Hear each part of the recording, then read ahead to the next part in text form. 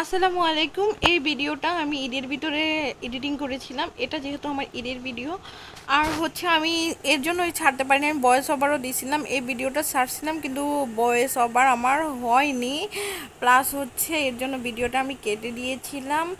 আর হচ্ছে এই যে দেখেন ঈদের দিন মানে ঈদের আগের দিন আমার বাসার সামনের ভিডিও আর কি। এটা হচ্ছে মানে পুরা আমার বাসার সামনে থেকে একদম পুরা রাস্তাটা মানে অনেকটুকু রাস্তা জুড়ে আর কি এগুলা সাজাইছে।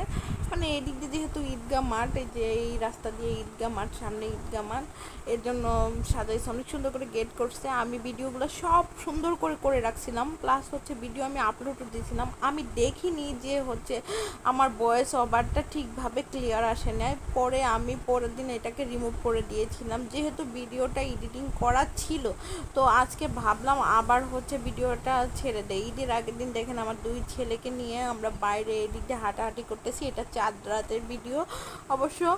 আর হচ্ছে দেখেন অনেকজন আসছে এগুলো গেট করে দেখার জন্য, বাচ্চারা তো দৌড়াদৌড়ি করতেছে রাস্তাঘাটে, ওদের দেখে আমার দুই বাচ্চাও থাকতেছে না।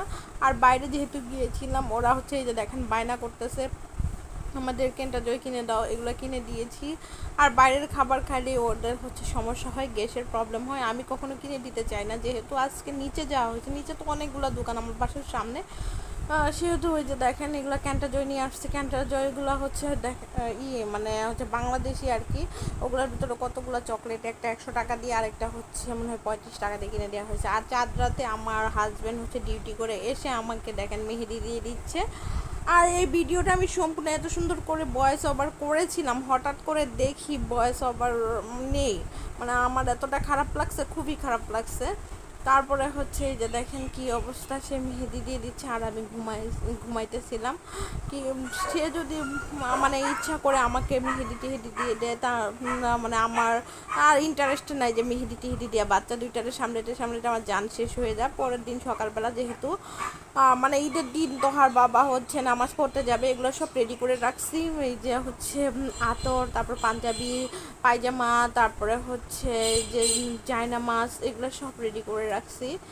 আর টুপি, সব কিছু রেডি করে রাখছি। ও হচ্ছে নামাজে যাবে আর এর জন্যই আর কি। আর সব কিছু রেডি না করে রাখলে ও গোসল করে এসে খোঁজাখুঁজি করবে, এর জন্য আমি সব কিছু আগে রেডি করে রাখলাম। দেখলাম ও গোসলে চলে গেছে। আমি এই যে নামাজ পড়ে এসে দুই বাচ্চাকে নিয়ে ঘুরতে যাচ্ছে, মানে এমনি ঘোরায় নিয়ে আসতেছে। আমিও উপরে থেকে ভিডিও করলাম, আমাকে বললো তুমি গোসল টোসল করে রেডি হও, তোমাকে নিয়েও বিকালবেলা ঘুরতে যাব। অবশ্য বিকালের ভিডিও এখানে আছে, আমি সম্পূর্ণ ভিডিওটা আপনাদের দেখাচ্ছি। এই যে দেখেন বিকালবেলা আমরা বিমানবন্দরের ওখানে ঘুরতে গেছিলাম, অনেক মানুষের ভিড়। এখানে ফুচকা খাইলাম, আখের রস খাইলাম, প্লাস হচ্ছে চিকেন ফ্রাই খাইলাম, সব কিছু মানে খেয়ে দিয়ে বাসায় আসছি পুরো রাত্রে 8টার সময়। এখন যেহেতু বিকালবেলা, আর হচ্ছে বাচ্চারা অনেকগুলো করে গ্যাস বেলুন ওগুলো কিনেছে, মাছ বেলুনগুলো ওগুলো আর উড়িয়ে দিচ্ছে। আজকে 5টা মাছ বেলুনগুলো উড়ে গেছে।